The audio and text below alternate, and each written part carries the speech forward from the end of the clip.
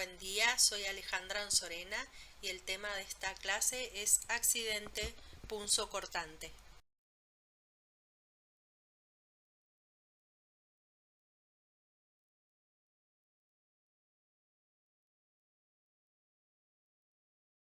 En el ámbito laboral existe el riesgo de exposición accidental a determinadas noxas. Esto va a depender de la tarea que desempeña ese trabajador o trabajadora. Trabajador o trabajadora sanitario o personal de salud es aquella persona cuyo trabajo, sea retribuido o no, se desarrolla en el campo de la atención sanitaria, en contacto con pacientes o bien en contacto con tejidos, fluidos corporales o con aparatos, equipos o superficies posiblemente contaminados. En el ámbito de la salud también existen riesgos de exposición. Uno de estos es el riesgo de exponerse a fluidos corporales como sangre u otros fluidos que pueden estar contaminados a través de lesiones percutáneas. Esto se denomina accidente punzocortante, o bien de salpicaduras en las mucosas o en la piel no intacta. Se considera una exposición de riesgo a una injuria percutánea, es decir, sufrir un accidente punzante con una aguja o bien cortante con un elemento como un bisturí, por ejemplo, o bien el contacto con fluidos de piel no intacta o de mucosas, es decir, salpicaduras de fluidos infectantes.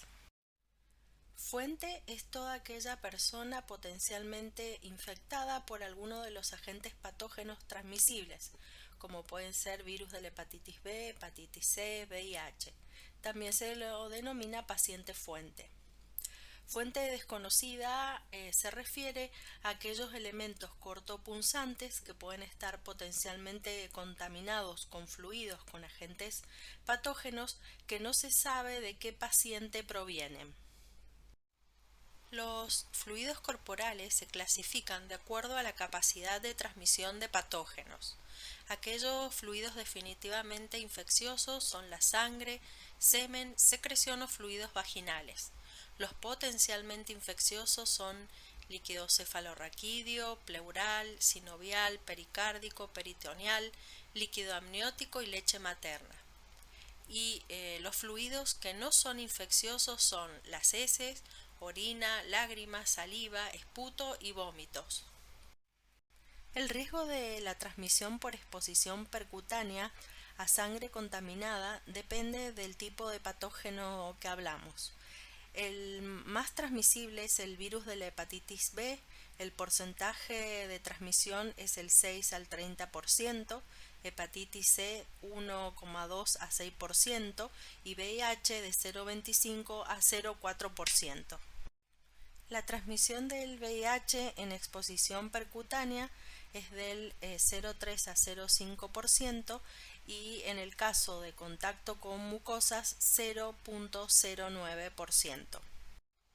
¿Cuáles son las exposiciones ocupacionales de mayor riesgo en cuanto a transmisión de patógenos por sangre o fluidos? Las punciones profundas o con aguja hueca son situaciones de alto riesgo. La ausencia de los elementos de protección personal como guantes descartables, de protección de las mucosas conjuntivales con antiparras, la protección de la mucosa nasal y de boca con barbijos es otra situación de riesgo.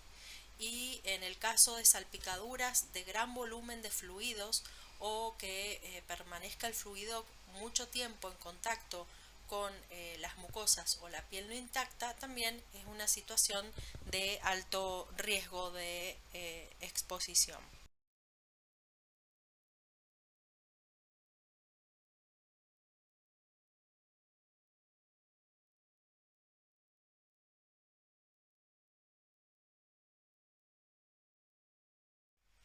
¿En qué situaciones vamos a tener que indicar profilaxis post-exposición para VIH? Bueno, eso va a depender del tipo de exposición, de la fuente infectante y del tipo de fluido. De acuerdo al tipo de exposición va a ser el porcentaje de riesgo y así se va a definir si se recomienda o no la profilaxis. Para la atención de un accidente laboral, ya sea accidente cortopunzante o bien una exposición por salpicaduras de mucosas o piel no intacta a fluidos, lo primero que se debe realizar es la atención médica inicial del trabajador accidentado en forma urgente. Luego hay que evaluar a la fuente. En tercer lugar, evaluar al personal accidentado. En cuarto lugar, establecer si se debe instaurar una profilaxis post-exposición para VIH o para otros patógenos. Se debe registrar en la historia clínica del trabajador y notificar del accidente laboral. El primer paso es realizar la atención inicial de urgencia según el tipo de accidente. Esto se basa en lavar con abundante agua la zona para eliminar restos de fluidos contaminantes. En el caso de haber sufrido un accidente punzocortante, se debe lavar inmediatamente la zona con abundante agua y jabón, sin lastimar ni realizar maniobras bruscas de compresión o de expresión local.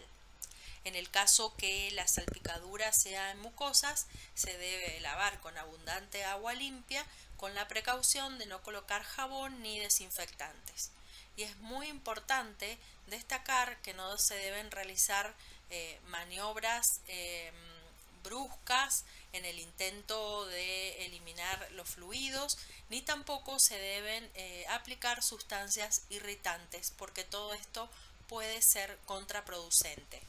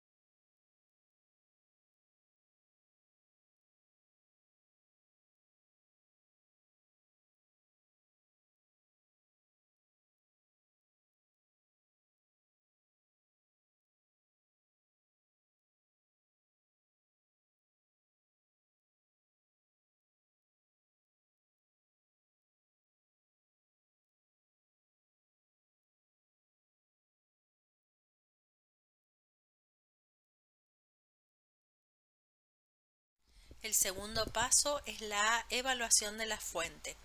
¿Cuáles pueden ser los escenarios posibles? Puede existir una fuente conocida pero con serología desconocida. La fuente puede ser VIH positiva conocida o bien fuente desconocida. Si la fuente fuera conocida pero su serología desconocida, se debe estudiar rápidamente dentro de la primera hora de ocurrido el accidente.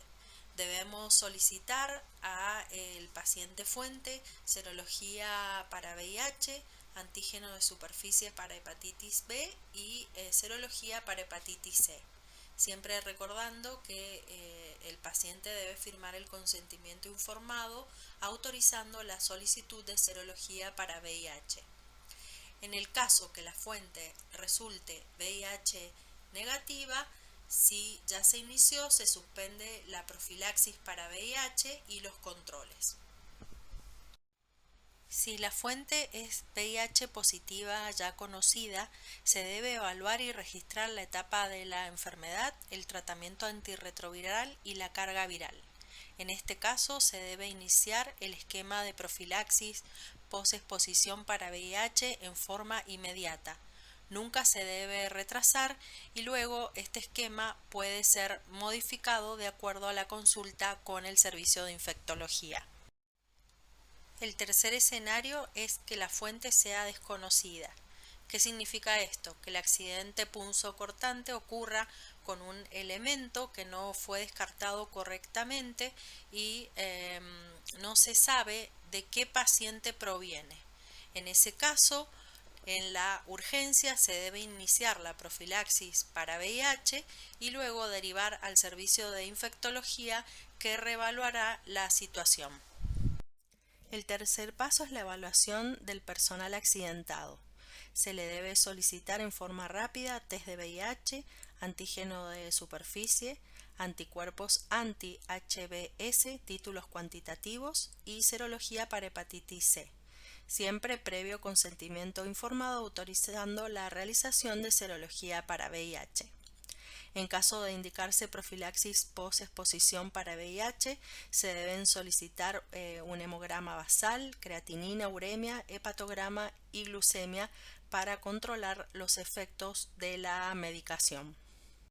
El cuarto paso es definir el inicio de la profilaxis post-exposición ocupacional para VIH.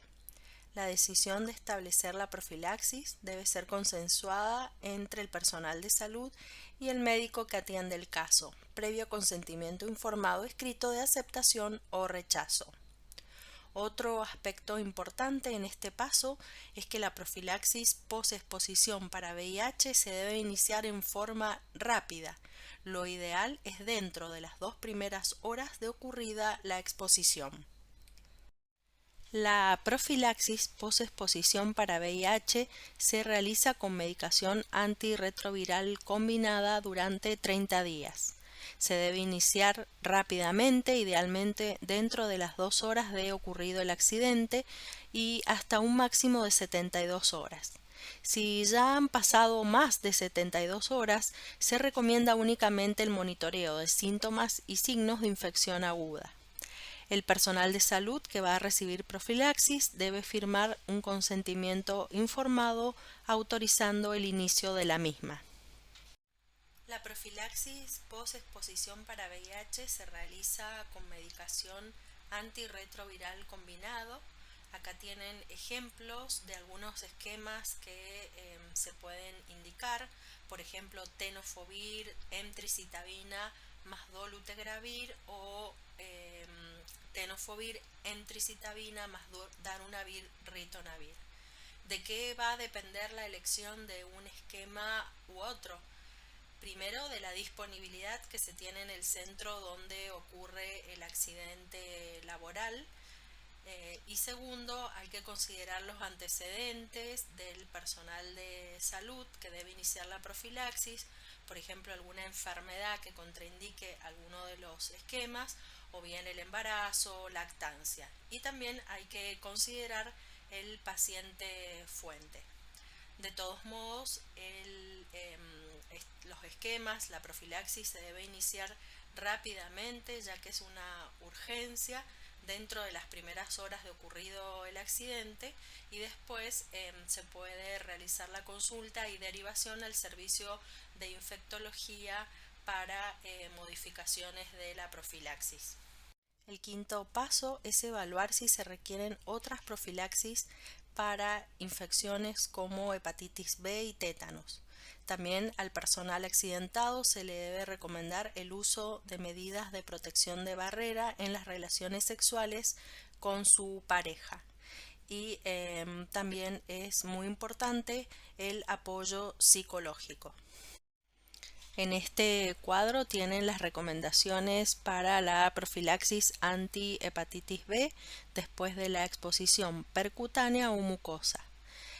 La profilaxis se realiza teniendo en cuenta la fuente, si es antígeno de superficie positiva, negativa o desconocida, y si el personal expuesto no está vacunado, estaba vacunado y había respondido, o la respuesta es desconocida.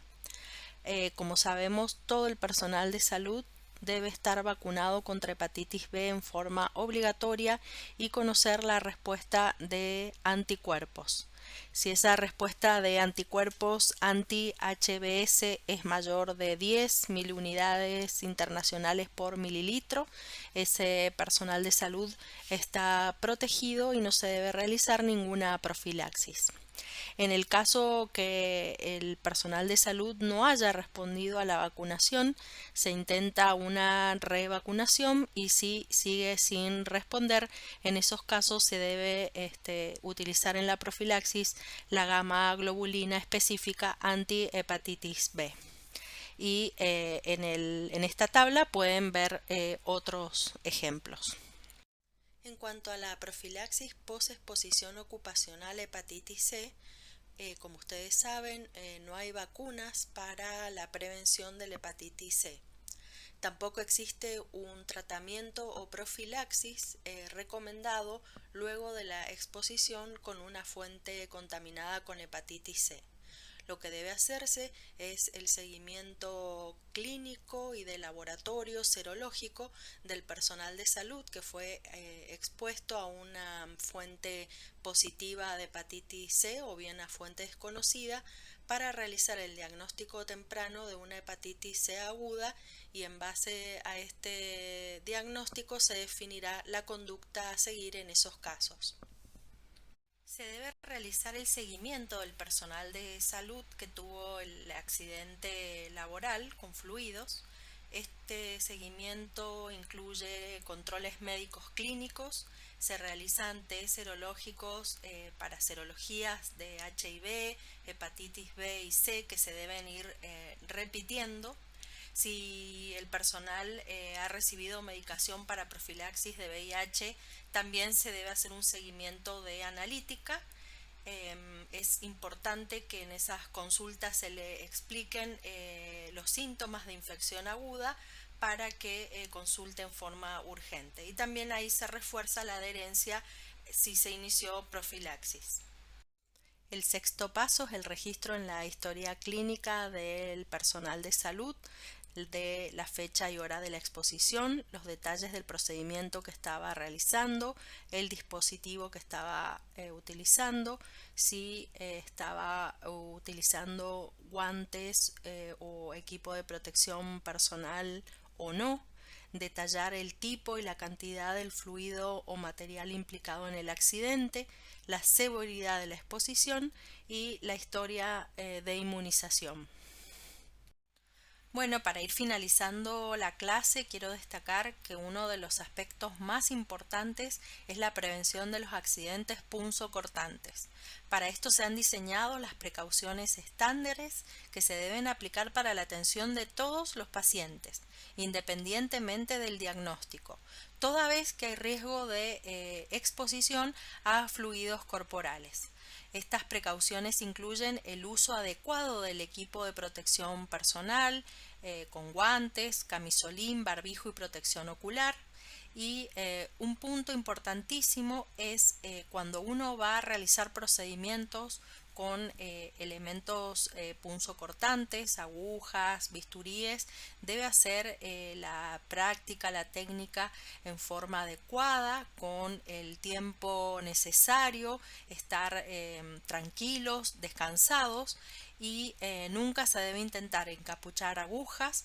Luego de terminar el procedimiento, no hay que dejar ningún elemento sobre las mesadas, en la bandeja, ni en ningún otro lugar, ni en bolsas de residuos, sino que se deben descartar inmediatamente en los descartadores. Como conclusiones, el personal de salud debe recibir educación continua para que aplique las normas de prevención en forma adecuada. Deben conocer y adherirse al protocolo en caso de exposición ocupacional. Se debe asegurar la inmediata accesibilidad a la profilaxis post-exposición. El personal de salud debe tener sus esquemas de vacunación completos y en caso de accidentes cortopunzantes se debe asistir al personal de salud desde el punto de vista médico y psicológico.